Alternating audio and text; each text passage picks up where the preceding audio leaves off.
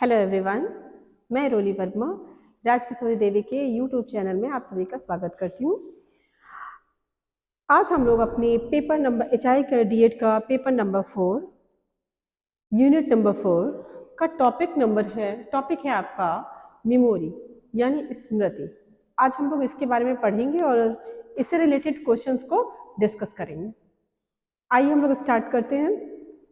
जैसा कि हम लोग ने अपने लास्ट क्लास में डेवलपमेंट ग्रोथ और आपकी डेवलपमेंट ग्रोथ इन सब के बारे में बहुत अच्छे से अध्ययन किया था, बहुत डिटेल से, और इससे रिलेटेड क्वेश्चंस भी हम लोगों ने सॉल्व किए थे जो एग्जाम में आते हैं। आज भी हम लोग कुछ इसी के बारे में अध्ययन करेंगे, स्मृति के बारे में। स्मृति क्या है और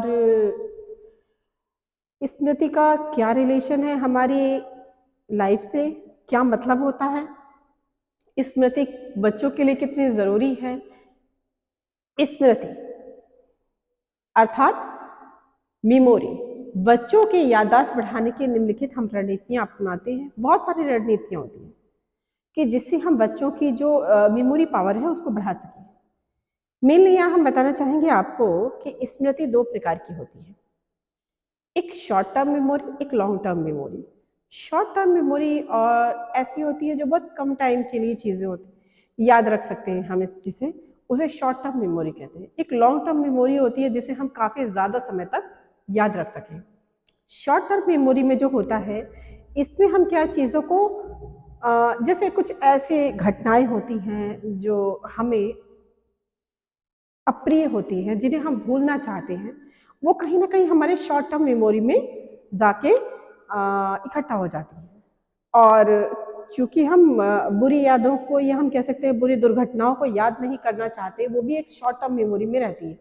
लॉन्ग टर्म मेमोरी ऐसी चीज़ है जो हमारी डेली टू डेली लाइफ में यूज होने वाली होती है, जिन्हें हम बहुत ज़्यादा समय तक याद करना चाहते हैं। तो इस तरह की हमारी मेमोरीज भी दो प्रकार की होती हैं। आइए इसके बारे में हम लोग अध्ययन करते हैं। स्मृति एक मानसिक प्रक्रिया है। स्मृति जो क्या है, एक मानसिक यानी मस्तिष्क से रिलेटेड प्रोसेस है। इसकी सहायता से हम अनुभवों को, जो कि मानसिक संस्कार के रूप में अचेतन मन में विद्यमान रहती है। स्मृति बहुत जरूरी है हर व्यक्ति के लिए, चाहे वो आपका पढ़ने वाला स्टूडेंट हो या कोई भी पर्सन हो, उन सभी के लिए जरूरी होती है, क्योंकि बिना स्मृति के हम चीजों को सीख नहीं पाएंगे। अर्थात अब हम अपने पूर्व ज्ञान का अपने पश्च ज्ञान पे उपयोग नहीं करेंगे तो हमें चीज़ें सीखेंगे कैसे। तो हमें अपने पूर्व ज्ञान का उपयोग हमारे नए ज्ञान को अर्जित करने में करना पड़ता है। तो इसलिए स्मृति बहुत इम्पॉर्टेंट होती है, क्योंकि जो हम छोटे बच्चे होते हैं वो शुरुआत में जो ABCD अल्फ़ाबेट सीखते हैं, उससे को बेस बनाकर, आधार बनाकर के वो वर्ड को, शब्दों को सीखते हैं। तो मेमोरी बहुत इम्पॉर्टेंट रोल अदा करती है। हम कह सकते हैं मीनिंग को सीखने में, अल्फ़ाबेट्स को सीखने में, हर चीज़ में बहुत अहम रोल अदा करती है। इसलिए मेमोरी हमारी होना बहुत ज़रूरी है। आइए हम नेक्स्ट अध्ययन करते हैं आगे। हमारे व्यवहार जीवन में अनेक प्रकार की ऐसी घटनाएं घटित होती हैं, जैसे किसी स्थान को देख करके हमें लगता है कि हम यहाँ पहले भी आ चुके हैं, हम यहाँ पहले भी गुजर चुके हैं। तो उनसे कुछ अनुभव प्राप्त होते हैं जो सदा चेतन मन में नहीं रहते, किंतु अचेतन मन में रहते हैं। अचेतन का मन का मतलब हमारे शॉर्ट टर्म मेमोरी। जैसे हमने कहीं हम गए हैं तो हमने चीज़ों को देखा है, लेकिन कहीं ना कहीं वो हमारे मन में घर कर गई है, और वक्त आने पर वो मेमोरी हम दोबारा उजागर हो सकते हैं, वो जो दोबारा हम उस चीज़ को याद कर सकते हैं। अचेतन मन में संचित अनुभवों को चेतन मन में आने की क्रिया को ही हम स्मृति कहते हैं। अचेतन मन में जो भी हमारी मेमोरीज हैं, उनको चेतन मन में आने की प्रक्रिया को ही हम स्मृति कहते हैं। यानी हमारे ब्रेन में तो सीखी हुई चीज़ें बहुत कुछ है, लेकिन हमें वक्त पड़ने पे अगर वो चीज़ें इजली याद हो तो वो हमारी स्मृति कहलाती है। स्मृति की परिभाषा हर वैज्ञानिक ने अपने अपने ढंग से अलग अलग दी हुई है। आइए हम यहाँ कुछ वैज्ञानिकों के डिफिनेशंस को देखते हैं। पहला, स्मृति की परिभाषा सबसे पहले हम पढ़ते हैं यहाँ मैकडूगल के अनुसार स्मृति का तात्पर्य भूतकालीन घटनाओं के अनुभव की कल्पना करना एवं पहचान लेना कि वे स्वयं ही भूतकालीन अनुभव हैं। ठीक, उसके बाद हम बात करते हैं वुडवर्थ के अनुसार। वैज्ञानिक तो यहाँ बहुत सारी परिभाषाएं दी, लेकिन हम कुछ मुख्य परिभाषाओं के पे डिस्कस करेंगे। वुडवर्थ के अनुसार पूर्व में एक सीखी गई क्रिया पुनः स्मरण की प्रक्रिया को ही हम स्मृति कहते हैं। जैसे पूर्व में हमने कोई चीज सीखी है, वो हमें पुनः उस प्रक्रिया को करने में, स्मरण करने को ही हम स्मृति कहते हैं। स्मृति में 4 मुख्य अंग होते हैं। सीखना मतलब लर्निंग, दूसरा है धारण, तीसरा है पुनः स्मरण, चौथा है आपका पहचान। सबसे पहले हम लोग बात करेंगे सीखना। किसी भी स्मृति को बनाने के लिए हमें सीखना बहुत जरूरी है। वस्तु को स्मरण करने के लिए सर्वप्रथम उसे सीखना पड़ता है, इसलिए सीखने को स्मृति का पहला अंग कहा जाता है। बिना सीखे हम किसी भी विषय वस्तु का स्मरण या बिना स्मरण के सीखना संभव नहीं है। अर्थात सीखने की प्रक्रिया में हमारा संबंध विस्तार से पूर्व चर्चा की जा सकती है, लेकिन सीखने का संबंध हमारे स्मृति पर डिपेंड होता है। उत्तम धारण शक्ति, सेकंड पॉइंट, यदि कोई बालक सीखी गई या याद की हुई बातों को अधिक समय तक स्मरण में रख सकता है तो वह स्मृति अधिक स्थायी और अच्छी स्मृति कहलाए। अगर हम जैसे किसी भी चीज को हम सीखे हैं और हम उसे ज्यादा समय तक अपनी मेमोरी पावर में उसे रख सकते हैं, या हम वक्त पढ़ने पे मुझसे इजीली हम तुरंत उस चीज को याद कर सकते हैं, तो ये स्मृति स्थायी और अच्छी स्मृति कहलाती है। दूसरा है पुनः स्मरण। पुनः स्मरण तीसरा अंग है स्मृति का। पुनः स्मरण अनुभव एवं अधिगम के वर्तमान पुनः उत्पादन करने से है। दूसरों शब्दों में कहा जा सकता है कि पूर्व अनुभव एवं सीखी गई बातों का अचेतन मन में से चेतन मन में लाना ही पुनः स्मरण है। यह स्वाभाविक है कि किसी भी क्रिया को सीखने के पश्चात हम उसे पूर्व अनुभव बनाकर अचेतन मन में स्थापित कर देते हैं। जब हम भविष्य में उसकी आवश्यकता होती है तो उसे चेतन मन में लाते हैं। मैंने आपको बताया कि जैसे कुछ घटनाएं ऐसी होती हैं जिन्हें हम याद नहीं करना चाहते, तो वो कहीं ना कहीं अचेतन मन में घर कर जाती है, लेकिन वक्त पड़ने पे हम उसे याद कर पाते हैं तो वो अचेतन मन से चेतन मन में आती है। तो ये पुनः स्मरण की प्रक्रिया कहलाती है। दूसरा है पहचान। पहचान स्मृति का चौथा अंग है। पहचान से तात्पर्य उस विषय वस्तु को ठीक ठीक ढंग से जानने से है जिसे पूर्व समय में धारण किया गया है। अतः अच्छी स्मृति वही मानी जाती है जिसमें सही ज्ञान का स्मरण किया गया हो, या जैसे हम मसूरी गए थे लेकिन वहाँ के सभी अनुभव हमें आज भी हम अच्छे से याद होते हैं। जैसे आपका यहाँ पहचान का मतलब होता है कि जैसे हम पहले भी कहीं गए हैं तो अगर हम दोबारा वहाँ जाते हैं तो हमें ऐसा महसूस होता है कि हाँ मैं पहले यहाँ आ चुका हूँ। तो ये कहीं ना कहीं उस चीज़ की पहचान कराता है। वो कहीं ना कहीं हमारे ब्रेन में वो जगह का एक मैप बसा हुआ है, हमने उस चीज़ को पहले ही अपनी स्मृति में कहीं ना कहीं एकत्रित करा हुआ है। अब हम बात करेंगे स्मृति के कुछ विभिन्न प्रक्रमों एवं क्रियाविधि क्या है। स्मृति के उपक्रमों को समझने के लिए संवेदीय स्तर स्मृति। अब देखिए स्मृति में संवेदीय स्तर स्मृति कौन सी? हमारी ज्ञानेंद्रियां किसी भी सूचनाओं और वातावरण को एकत्रित करके हमारे मस्तिष्क तक पहुंचा देती हैं। बाद में हमारे सूचनाओं के आधार पर मस्तिष्क, देखिए सबसे पहले संवेदीय स्मृति के बारे में क्या होता है। संवेदीय स्मृति में हमारे जो संवेदीय अंग हैं, नाक, कान, जीभ, त्वचा, ये जो संवेदी अंग हैं, ये जो अपने वातावरण से जो भी चीज़ों हैं उनको ग्रहण करते हैं या हम कह सकते हैं कि सूचनाओं को ग्रहण करते हैं, उसे मस्तिष्क तक पहुंचाते हैं। अब हमारा मस्तिष्क यह डिसाइड करता है कि हमें किन चीज़ों को याद रखना है और किन अनुभवों को हटाना है, क्योंकि हम तो हमारे आसपास तो ऐसी बहुत सारी घटनाएं होती हैं। जैसे सपोज एक बच्चा है, अपने क्लासरूम में पढ़ रहा है, बाहर क्लासरूम के बाहर किसी का झगड़ा हो रहा है, तो बच्चा उस झगड़े को कभी भी अपने चेतन मन में याद करने की कोशिश नहीं करेगा। क्यों? क्योंकि वो उसके काम की चीज़ नहीं है, उसका ब्रेन उस चीज़ के लिए उसे एक्सेप्ट नहीं करता, कहता है कि नहीं, वो मुझे उसकी ज़रूरत नहीं है, मैं उसे क्यों याद करूँ। तो जो वो घटना है उसने अगर देखी भी है तो वो उसके अचेतन मन में जाएगी।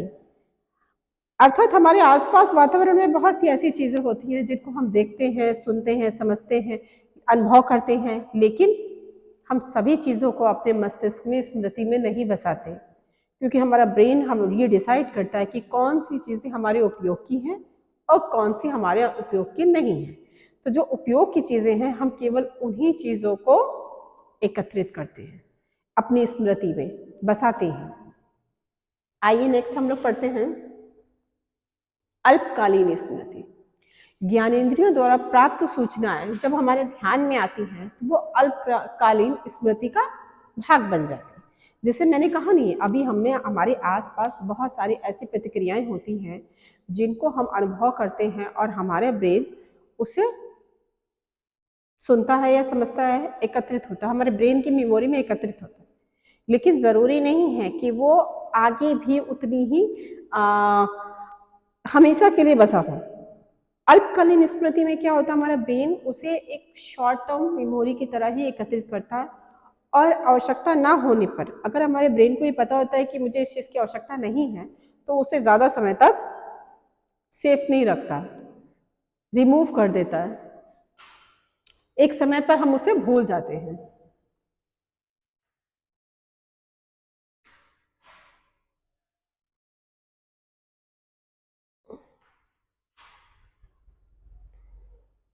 अब हम बात करते हैं दीर्घकालीन स्मृति का। जैसा कि हम नाम से ही स्पष्ट हो रहा है, दीर्घकालीन स्मृति, यह स्मृति बहुत अधिक उपयोगी होती है। आज हम सुबह हमने नाश्ते में क्या खाया, हमारे आस पड़ोस घरों में क्या हुआ, हमने किस प्रकार के कपड़े पहने, या हमने पिछला जन्मदिन कब और कहाँ कैसे मनाया, हम साइकिल कैसे चला लेते हैं, यह सब हमारी दीर्घकालीन स्मृति है जो हम बार बार दोहराते हैं। अल्पकालीन स्मृति की सूचनाओं को बार बार दोहराए जाने के बाद दीर्घकालीन स्मृति बन जाती है। जो अल्पकालीन स्मृति होती है छोटी छोटी, वो बार बार अगर रिपीट होती है तो वो हमारे लिए परमानेंट दीर्घकालीन स्मृति बन जाती है। दीर्घकालीन स्मृति का क्षय नहीं होता क्योंकि वह परमानेंट स्मृति होती है। प्रॉब्लम सॉल्विंग, अब आते हैं इसको समस्या को सुलझाना। इसमें समस्या क्या है, प्रॉब्लम सॉल्विंग क्या है, वो एक समस्याओं को हम कैसे सुलझा सकते हैं। इस पे भी एक शॉर्ट नोट आता है हमारे DEDHI में, paper number 4 child development and learning का, ये यूनिट नंबर 3 था, मेमोरी है स्मृति। स्मृति को हम किस तरह से डिफाइन करें, इस पर एक शॉर्ट नोट लिखने को आता है और कुछ क्वेश्चन इससे आपके एक नंबर वाले मल्टीपल चॉइस के क्वेश्चन इससे कलेक्ट किए जा सकते हैं। तो आई होप कि आपको स्मृति के बारे में बहुत अच्छे से मैंने डिफाइन किया होगा। एक बार हम फिर और से रिपीट कर देते हैं। स्मृति हमारी दो प्रकार की स्मृतियां होती हैं, दीर्घकालीन स्मृति और अल्पकालीन स्मृति। दीर्घकालीन स्मृति जो होती है, जिन्हें हम बहुत ज़्यादा समय तक याद रखना चाहते हैं, तो हमारे मस्तिष्क में वो सूचनाएं एकत्रित हो ही रहती हैं और वक्त पड़ने पे हम उन सूचनाओं को दोबारा रिपीटिशन कर सकते हैं। और अल्पकालीन स्मृति वो स्मृतियाँ होती हैं जो छोटी छोटी स्मृतियाँ हैं जिन्हें हम बहुत ज़्यादा समय तक याद नहीं रख सकते या रखना नहीं चाहते, तो वो अल्पकालीन होती हैं। अल्पकालीन स्मृतियाँ जिनका बार बार अगर दोहराव होता है तो वो दीर्घकालीन स्मृतियाँ बन जाती हैं। ठीक है, जैसे कि दीर्घकालीन स्मृति में हम कह सकते हैं कि जैसे रोज का हम लोग ड्रेसिंग, तैयार होना, उठना, बैठना, पढ़ना, लिखना, ये सब हमारा जो प्रोसेस होता है वो कहीं ना कहीं हमारे दीर्घकालीन स्मृति को बार बार जब ये सूचनाओं को हम दोहराते हैं तो दीर्घकालीन स्मृति में जाकर के बस जाता है। आइए हम थोड़ा सा ये पढ़ते हैं प्रॉब्लम सॉल्विंग क्या होता है। इस पे भी एक शॉर्ट नोट आता है क्वेश्चन कि प्रॉब्लम सॉल्विंग क्या है, इसे डिस्क्राइब करिए। प्रॉब्लम सॉल्विंग समस्या समाधान उन कठिनाइयों या समस्याओं पर काबू पाने की एक प्रक्रिया है जो हमें अपने लक्ष्य को प्राप्ति करने में बाधा उत्पन्न करती है। प्रॉब्लम सॉल्विंग वह प्रॉब्लम होती है जिसमें हम समस्याओं का समाधान, उन कठिनाइयों पर काबू पाने की वह प्रक्रिया है जो हमें अपने लक्ष्य को और प्राप्त होने पर बाधा को उत्पन्न करती है, हस्तक्षेप करती है।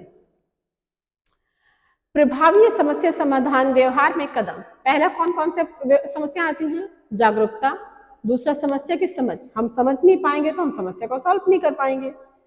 तीसरा है प्रासंगिक जानकारी का संग्रह, अगर हमें अपनी समस्या से संबंधित पूरी जानकारी नहीं होगी संपूर्ण, तब भी हम प्रॉब्लम सॉल्व नहीं कर पाएंगे। संभावित धारणाओं के लिए परिकल्पना एवं झुकाव का निर्माण, जो भी हमारी संभावित धारणाएं या झुकाव है उनको भी अगर हम ठीक से समझ नहीं पाएंगे तो हम समस्याओं का समाधान नहीं कर पाएंगे। सही समाधान का चयन, हमारी प्रॉब्लम को सॉल्व करने के कई अलग अलग मेथड्स होते हैं, बहुत सारे मेथड, लेकिन उसमें से सही मेथड कौन सा, उसका चयन करना भी सबसे इम्पोर्टेंट रोल अदा करता है। जैसे एक बच्चे के घर जाने के लिए कई रास्ते जाते हैं, कोई रास्ता बहुत टेढ़ा मेढ़ा है, कोई बहुत लंबा है, कोई बहुत शॉर्ट है, लेकिन बच्चे को खुद ये डिसाइड करना होता है कि वो मैं कौन से रास्ते से जाऊं, मैं इजीली अपने घर पहुंच जाऊं, जिसमें टाइम भी कम लगे, रास्ते में सुविधाएं भी बहुत अच्छी हो। दूसरा है निष्कर्ष, अनुमान एवं परिकल्पना का सत्यापन, जिसे प्रॉब्लम सॉल्विंग में हम जो परिकल्पना कर रहे हैं वो सही है या गलत, ये भी हमें डिसाइड करना होता है। आइए हम इसको एक एक करके थोड़ा सा डिस्कशन कर लेते हैं। प्रॉब्लम सॉल्विंग में पहला है समस्या का जागरूकता। पहले ये देखा जाता है कि समस्या को सुलझाने के लिए हम कितने जागरूक हैं, उस समस्या के बारे में हमें कितनी नॉलेज है। जैसे एक बच्चा है अपनी कक्षा में, सपोज एक अध्यापक है और एक उनके क्लास में बहुत सारे बच्चे होते हैं, कोई बच्चा पढ़ने में बहुत तेज है, कोई बहुत कमज़ोर है, तो जो सबसे कमज़ोर बच्चा है, आखिर एक अध्यापक के लिए वो भी एक तरह की समस्या है कि वो बच्चा कमज़ोर है तो क्यों नहीं पढ़ रहा है, तो उसकी समस्या को हमें जानना सबसे ज़्यादा ज़रूरी होता है। अगर हम अपनी समस्या के प्रति जागरूक नहीं होंगे तो हम उसे सॉल्व भी नहीं कर पाएंगे। तो हमें क्लास में उस बच्चे को आइडेंटिफाई करना है कि आखिर वो पीछे है तो क्यों, क्या वजह है कि बच्चा अपने शैक्षणिक प्रोसेस में पीछा है, क्यों। तो जब हम समस्याओं के प्रति जागरूक होंगे तो ऑब्वियसली हम समाधान भी बहुत अच्छा ढूंढेंगे। जब हम जागरूक ही नहीं होंगे तो समाधान ढूंढने का क्या मतलब है, हम समाधान क्यों ढूंढेंगे। तो दूसरा है हमारा समस्या की समझ। एक व्यक्ति है, अगर उसे अपनी समस्या का समझ ही नहीं होगी तो वो अपनी समस्या को सुलझा कैसे पाएगा। जैसे हमारे देश के सपोज हम समझ सकते हैं कि एक अध्यापक को अगर अपने कक्षा में के बारे में पूरी नॉलेज नहीं है तो वो उस कक्षा से संबंधित प्रॉब्लम को कैसे सॉल्व करेगा। जैसे कक्षा में बहुत सारे बच्चे पढ़ रहे हैं, किसी को पहले पीरियड में हिंदी पढ़नी है, किसी को इंग्लिश, किसी को मैथ्स, किसी को, तो जब अध्यापक को उसका एक फिक्स टाइम टेबल अगर बनाना है तो उस समस्या को सॉल्व के लिए अध्यापक को सभी बच्चों का सहायता की आवश्यकता पड़ेगी कि आखिर बच्चों को पहला सब्जेक्ट कौन सा पढ़ना है। तो अगर हमें अपनी समस्या के प्रति समझ नहीं है तो भी हम समस्याओं को अच्छी तरह से सॉल्व नहीं कर पाएंगे। दूसरा है, नेक्स्ट है प्रासंगिक जानकारी का संग्रह।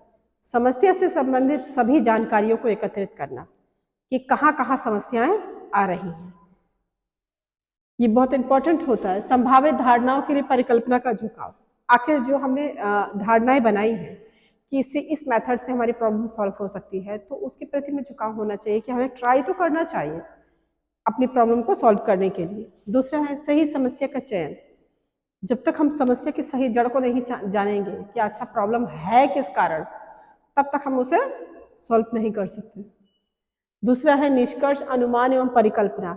हमें समस्या को हल करने के लिए उसके निष्कर्ष और परिणाम की पूरी परिकल्पना होना चाहिए।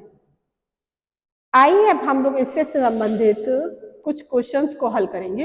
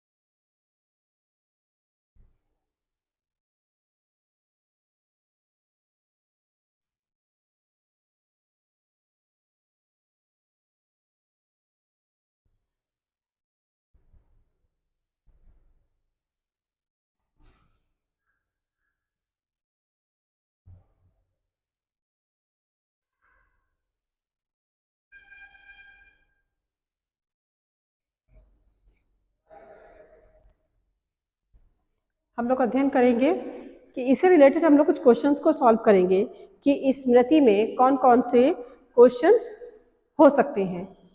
अब हम बात करेंगे अपने टॉपिक प्रेरणा के बारे में। प्रेरणा क्या? मोटिवेशन। मोटिवेशन एक ऐसी हम कह सकते हैं कि मोटिवेशन हर व्यक्ति की समस्याओं को हल करने के लिए बहुत इंपॉर्टेंट रोल अदा करती है। मोटिवेशन के द्वारा हम बच्चे को अच्छे से पढ़ा सकते हैं। अगर बच्चे को अच्छे से पढ़ाना है तो हमें उसे मोटिवेट करना बहुत आवश्यक होगा, क्योंकि बच्चे को पढ़ाने के साथ साथ हम उसे मोटिवेट करेंगे तभी एक बच्चा अच्छे से पढ़ सकेगा। अगर कोई बच्चा ठीक से पढ़ाई नहीं करता क्लास में तो हमें उसे उसके प्रति मोटिवेट करना पड़ेगा ताकि वो बच्चा शिक्षा को अच्छे से ग्रहण कर सके।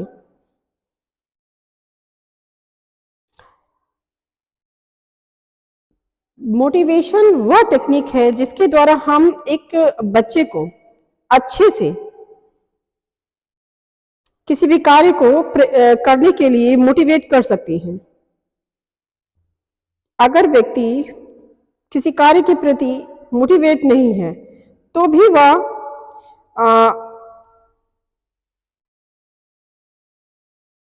वह उसे ठीक से नहीं कर पाएगा।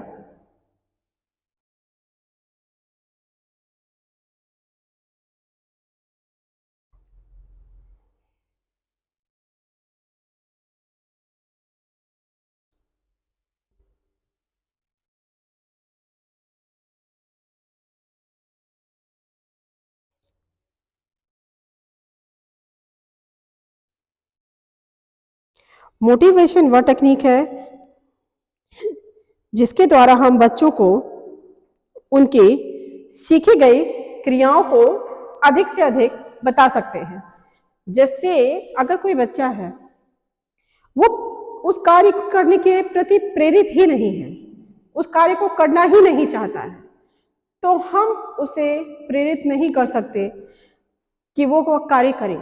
लेकिन हाँ, अगर हम किसी बच्चे को उसके उस कार्य की पॉजिटिव इफेक्ट को दिखाएंगे तो कहीं ना कहीं वो प्रेरित होगा और कार्य को करना स्टार्ट कर देगा।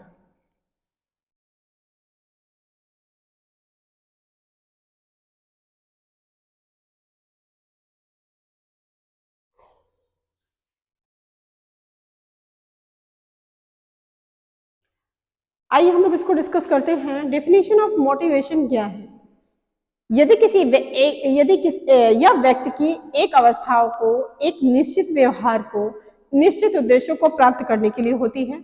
जैसे कोई बच्चा है अपने ही क्लासरूम में पढ़ रहा है, तो वो क्या है, अपने ही क्लासरूम में अगर पढ़ रहा है तो बहुत सारे बच्चे होते हैं क्लासरूम में, कोई बहुत ज़्यादा तेज, कोई बहुत कमज़ोर। तो अगर कोई बच्चा मैथ्स में कमज़ोर है तो हमें उसे आइडेंटिफाई करना है और उसे मैथ्स के प्रति मोटिवेट करना है कि नहीं बेटा, ये आपके लिए लाइफ में बहुत ज़रूरी है, इसे आपको पढ़ना है। उसे हम इतना मोटिवेट कर देंगे। इसके भी कई टेक्निक्स हो सकती है। मोटिवेशन की भी कई टेक्निक्स हैं, जैसे बच्चे को बोल करके, शाबाशी दे करके, ये किसी तरह का पुरस्कार दे करके हम बच्चे को मोटिवेट कर सकते हैं उस विषय को पढ़ने के लिए, या कुछ ऐसी इजी टेक्निक्स उसको बता सकते हैं जिससे बच्चा ईजिली उस सब्जेक्ट के प्रति उसका रुझान ज़्यादा हो। क्योंकि बहुत बच्चे अपने दिमाग में माइंड मेकअप करे होते हैं कि मैथ सब्जेक्ट जो है वो बहुत टफ है, जिसे हम नहीं पढ़ सकते। ऐसे कुछ थिंकिंग भी है कि कुछ लोगों को ये मानना होता है कि लड़कियां मैथ्स नहीं पढ़ सकती, लेकिन ऐसा ज़रूरी नहीं है। हर व्यक्ति मैथ्स, या हम कह सकते हैं कि सभी विषयों को पढ़ सकता है, बशर्ते उसे थोड़ी मोटिवेशन की ज़रूरत है, थोड़ी इजी प्रोसेस की ज़रूरत है। आइए हम इसको थोड़ा सा अध्ययन करते हैं। वुडवर्थ के अनुसार मोटिवेशन की क्या डेफिनेशन है? यह व्यक्ति की एक ऐसी अवस्था है जो किसी एक निश्चित व्यवहार और निश्चित उद्देश्य को प्राप्त करने के लिए होती है, के लिए बाधा करती है। दूसरा है लवेल के अनुसार अभिप्रेरणा को अधिक औपचारिक रूप से मनोशारीरिक प्रक्रिया के रूप में परिभाषित किया जा सकता है जो किसी आवश्यकता के द्वारा प्रारंभ होती है, उस क्रिया को जन्म देती है। उसके बाद है आपके गिलफोर्ड के अनुसार एक प्रेरक कोई विशेष आंतरिक कारक अथवा अवस्था है जो किसी क्रिया को जन्म देती है। अर्थात जब किसी हम व्यक्ति को मोटिवेट करते हैं तो बच्चा आंतरिक रूप से मोटिवेट होना चाहिए उस कार्य को करने के लिए, तभी हमारे कार्य का सफल होगा। इसके भी बहुत सारे स्रोत हैं। कौन कौन सा? पहले उद्दीपन। व्यक्ति को आवश्यकता की पूर्ति जिन जिन वस्तुओं से होती है उन सभी को मनोवैज्ञानिक उद्दीपन कहा जाता है। जैसे भूख लगने पर भोजन देना एक मोटिवेशन है, और मनोवैज्ञानिक के अनुसार व्यक्ति उद्दीपन से होने वाली अनुक्रिया को एसआर पद्धति कहते हैं। उसके अनुसार है आवश्यकता। मनुष्य को जीवन यापन करने के लिए अनेक संसाधनों और वस्तुओं की आवश्यकता पड़ती है, और इन व्यक्तियों को समस्याओं की पूर्ति और प्रयास करने के लिए हमें आवश्यकता और एहसास कराने की भी आवश्यकता होती है, ताकि हम एक ऊर्जा के साथ उस व्यक्ति को मोटिवेट कर सकें उस कार्य को करने के प्रति। नीड्स मतलब जो हम बच्चे को मोटिवेट कर रहे हैं तो उसके नीड क्या है, क्या जो कार्य के लिए हम बच्चे को प्रेरित कर रहे हैं वो उसके लिए जरूरी है। नेक्स्ट है चालक ड्राइव। चालक वह वस्तु है जिसे प्राप्त कर लेने से व्यक्ति की आवश्यकता की पूर्ति हो जाती है। अर्थात भोजन मिलने से उसकी भूख शांत हो जाती है और प्यास लगने पर पानी मिल जाए। प्रेरक के आंतरिक उन सभी तत्वों को सम्मिलित किया जाता है जो किसी व्यक्ति को किसी कार्य को करने के लिए प्रेरित करती है लगातार। प्रेरक का कार्य होता है कि प्रेरक वह तत्व है जो किसी भी व्यक्ति को किसी कार्य को करने के लिए बार बार प्रेरित करे। नहीं, मुझे करना है। तो ये जो प्रेरक तत्व होते हैं वो बहुत इंपॉर्टेंट रोल अदा करते हैं हमारे मोटिवेशन में। अब हम बात करते हैं अभिप्रेरणा की विशेषताएं। अभिप्रेरणा एक ऊर्जा है। अभिप्रेरणा एक ऊर्जा है जो व्यक्ति को आंतरिक रूप से प्रेरित करने का कार्य करती है। दूसरा है यह एक नकारात्मक और सकारात्मक दोनों रूप में पाई जाती है। मोटिवेशन आपको नकारात्मक भी दिया जा सकता है और सकारात्मक भी। अगर किसी अच्छे कार्य के लिए हम अगर बच्चे को मोटिवेट कर रहे हैं तो ऑब्वियसली वो हमारी सकारात्मक मोटिवेशन हुआ। अगर किसी बच्चे को हम नकारात्मक कार्य के लिए प्रेरित करें तो वो नकारात्मक मोटिवेशन हुआ। जैसे हम किसी बच्चे को हम चाहते हैं कि वो पढ़े, बहुत अच्छा पढ़े, लेकिन हम उसे थप्पड़ मार के सिखाना चाहें तो ये एक नकारात्मक उत्प्रेरक हुआ, नकारात्मक मोटिवेशन हुआ कि हम उसे पीट करके मार के हम उससे चाहते हैं कि वो बच्चा पढ़े, तो ये नकारात्मक हुआ। और पॉजिटिव हुआ, हम उस बच्चे को प्यार से समझाते, नहीं बेटा जहाँ आपको प्रॉब्लम हो मुझे बताइए, मैं इस तरह से आपको पढ़ाती हूँ, तो ये पॉजिटिव हुआ। तो दोनों में बहुत डिफरेंस है। नकारात्मक प्रेरणा से हम कह सकते हैं मोटिवेशन से बच्चे पढ़ाई नहीं करते, सकारात्मक प्रेरणा से बच्चे आगे बढ़ते हैं। यह नेक्स्ट है, इसका प्रयोग किसी निश्चित उद्देश्य को प्राप्ति और लक्ष्य के लिए किया जाता है। यह एक प्रक्रिया है जिसमें व्यक्ति विभिन्न चरणों से गुजरना होता है। मनोवैज्ञानिक में इसको उद्दीपन अनुक्रिया के रूप में भी परिभाषित किया जाता है। उद्दीपन अनुक्रिया के रूप में इसको परिभाषित किया गया। इसका उपयोग करने के को सुचारू रूप से बनाने के लिए हम उस कार्य की स्थिरता प्रदान करते हैं। नेक्स्ट है विशेष विश्लेषण मनोवैज्ञानिक आधार पर किया जाता है। प्रेरणा भी दो प्रकार की होती है, एक आंतरिक और एक बाह्य। बाह्य प्रेरणा है बस मैंने किसी के सामने किसी से प्रेरित होकर के किसी जैसे अगर हम किसी नेता की स्पीच सुनने जाते हैं तो हम थोड़ी देर के लिए उससे प्रभावित हो जाते हैं कि हम भी नेता बनेंगे, लेकिन हम आंतरिक रूप से प्रेरित नहीं हैं, सिर्फ बाहरी रूप से। तो कि हमें बाहरी रूप से लगता है कि हाँ हम बनना चाहते हैं, जबकि आंतरिक रूप से ऐसा नहीं है। तो ये हो गया आपका बाह्य उत्प्रेरणा। और आंतरिक, अगर हमें लगता है कि हम अपने पेरेंट्स की तरह अच्छे बने, कुछ आगे काम करें, तो ये आंतरिक उत्प्रेरणा है जो हमें आंतरिक रूप से प्रेरित करती है कि हमें अपने पेरेंट्स जैसा बनना है, उनकी तरह योग्य बनना है। आइए हम इससे रिलेटेड अब कुछ क्वेश्चंस को हल करते हैं।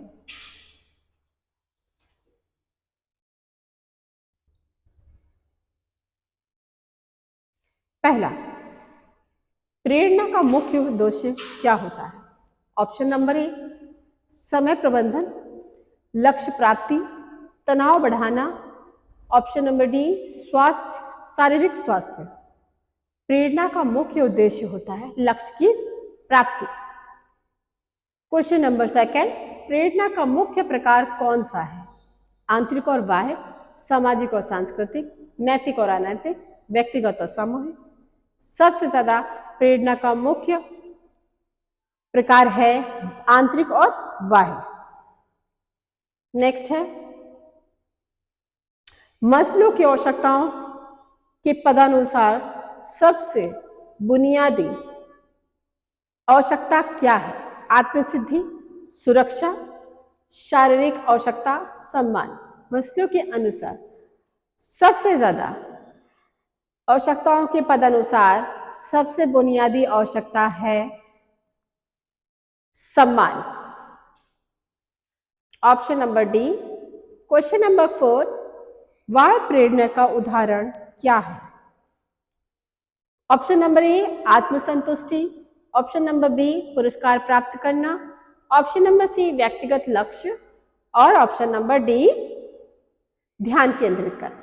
वाह्य प्रेरणा का उदाहरण है पुरस्कार प्राप्त करना, ऑप्शन नंबर बी।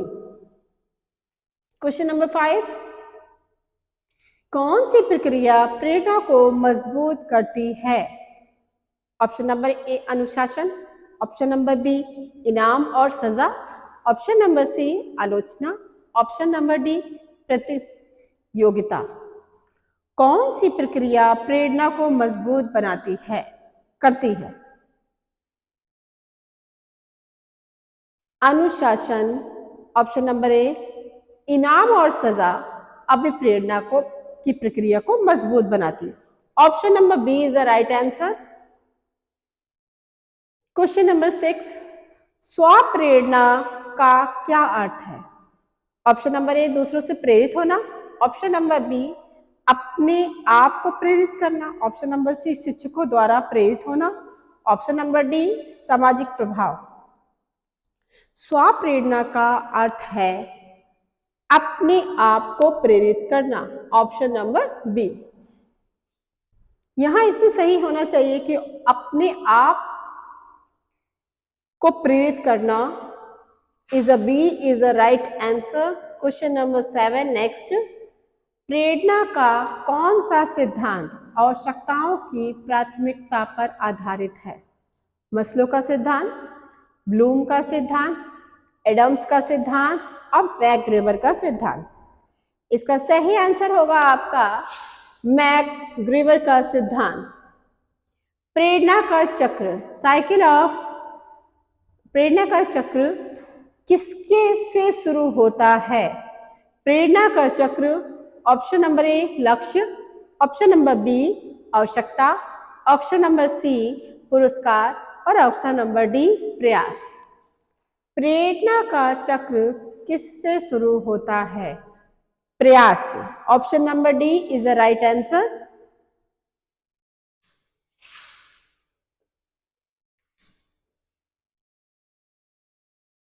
अब हम हल करेंगे क्वेश्चन नंबर 9, कौन सी प्रेरणा आत्म अभिव्यक्ति से संबंधित है? बाहरी प्रेरणा, ऑप्शन नंबर ए आंतरिक प्रेरणा, ऑप्शन नंबर बी सामूहिक प्रेरणा, option number C, option number D शारीरिक प्रेरणा। B is the right answer, आंतरिक प्रेरणा।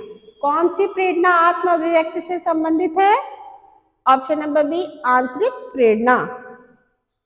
क्वेश्चन नंबर 10, प्रेरणा को मापने के लिए कौन सा पैमाना प्रयोग किया जाता है? पहला ऑप्शन है आईक्यू टेस्ट, दूसरा ऑप्शन है स्किल टेस्ट, तीसरा ऑप्शन है स्केल ऑफ मोटिवेशन और चौथा ऑप्शन है EQ test. C is the right answer, scale of motivation. आइए हम अपने नेक्स्ट क्वेश्चंस की तरफ चलते हैं। प्रश्न नंबर 11, एक्साइट्रिक्सिक मोटिवेशन का क्या अर्थ है? आंतरिक प्रेरणा, बाहरी प्रेरणा, नैतिक प्रेरणा और अनैतिक प्रेरणा। एक्साइट्रिस्टिक मोटिवेशन का अर्थ है बाहरी प्रेरणा से। Option number B. एक्स माने एक्सटर्नल, एन माने इंटरनल, आंतरिक। कौन सा प्रेरक, कौन सा कारक प्रेरणा को नकारात्मक रूप से प्रभावित करता है? ऑप्शन नंबर ए आत्मविश्वास, ऑप्शन नंबर बी तनाव, ऑप्शन नंबर सी सकारात्मक सोच, ऑप्शन नंबर डी लक्ष्य का निर्धारण। B is the right answer. प्रेरणा पे नकारात्मक प्रभाव तनाव ही डालता है। Option number B is the right answer. प्रश्न नंबर 13, प्रेरणा को किसके साथ जोड़ा जा सकता है? पहला ऑप्शन है शिक्षा, दूसरा ऑप्शन है कार्य दक्षता, तीसरा ऑप्शन है सफलता और चौथा है उपयुक्त सभी। प्रेरणा को हम सभी के साथ जोड़ सकते हैं। Option number D is the right answer. शिक्षा, कार्य क्षमता और सफलता। क्वेश्चन नंबर 14, ड्राइव थ्योरी का संबंध किससे है? पहला बाहरी प्रेरणा से, ऑप्शन नंबर बी आंतरिक प्रेरणा से, ऑप्शन नंबर सी आवश्यकता से प्रेरणा, ऑप्शन नंबर डी आत्मसिद्धि से। ड्राइव थ्योरी का संबंध बाहरी प्रेरणा से है या आंतरिक प्रेरणा से है, आवश्यकता से प्रेरणा से है या आत्मसिद्धि से? ड्राइव थ्योरी का संबंध आवश्यकता से प्रेरणा है। Option number C is the right answer. Question number 15, कौन सा घटक प्रेरणा का हिस्सा है? लक्ष्य निर्धारण, पुरस्कार, प्रयास, ऑप्शन नंबर सी पुरस्कार, ऑप्शन नंबर डी भी सभी। कौन सा घटक प्रेरणा का हिस्सा है? सभी घटक हैं, अर्थात लक्ष्य निर्धारण, प्रयास और पुरस्कार सभी प्रेरणा के हिस्से हैं।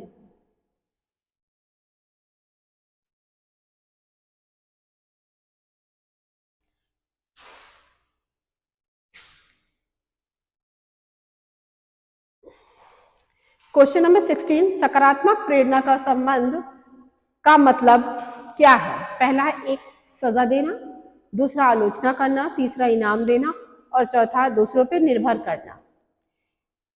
सी इज द राइट आंसर। सकारात्मक प्रेरणा का मतलब इनाम देना है। क्वेश्चन नंबर 17, आत्मसिद्धि का संबंध किससे है? धन कमाने से, शारीरिक आवश्यकता से, अपनी उच्चतम क्षमता को प्राप्त करने से या डी ऑप्शन सुरक्षा से? आत्मसिद्धि का संबंध अपनी उच्चतम क्षमता को प्राप्त करने से है। प्रश्न नंबर 18, किस प्रेरणा का संबंध बड़े उद्देश्य से है? सामाजिक प्रेरणा, व्यक्तिगत प्रेरणा, आत्म प्रेरणा, बाहरी प्रेरणा। किस प्रेरणा का संबंध बड़े उद्देश्य से है? सामाजिक प्रेरणा। Option number A is the right answer. बड़े उद्देश्य, प्रेरणा का संबंध बड़े उद्देश्य से सामाजिक प्रेरणा से है। क्वेश्चन नंबर 19, कार्यस्थल पर प्रेरणा का उद्देश्य क्या है? कर्मचारियों को नौकरी छुड़ाने के लिए प्रेरित करना, छुड़ाने के लिए प्रेरित करना, कर्मचारियों की उत्पादकता बढ़ाना, प्रतिस्पर्धा को बढ़ावा देना, तनाव को बढ़ाना। कार्यस्थल पर प्रेरणा का उद्देश्य है कर्मचारियों की उत्पादकता को बढ़ाना। Option number B is the right answer. Last question number 20, Maslow के सिद्धांत में सबसे उच्चतम स्तर की आवश्यकता कौन सी है? आत्मसिद्धि, सम्मान, सुरक्षा, सामाजिक झुकाव। मस्लो के सिद्धांत के अनुसार उच्चतम स्तर पर ये आवश्यकता है सम्मान। Option number B is the right answer. I hope आज की क्लास में आप लोगों ने बहुत अच्छे से समझी होगी और उससे रिलेटेड कुछ क्वेश्चंस को मैंने यहाँ सॉल्व कराया जो आपके एग्जाम के लिए बहुत इंपॉर्टेंट है। आई होप इसमें से कुछ क्वेश्चंस आपके एग्जाम में भी आ सकते हैं। सो आप लोग इस वीडियो को काफ़ी अच्छे से समझ और देखिए। अगले मिलते हैं हम अपने नेक्स्ट वीडियो में।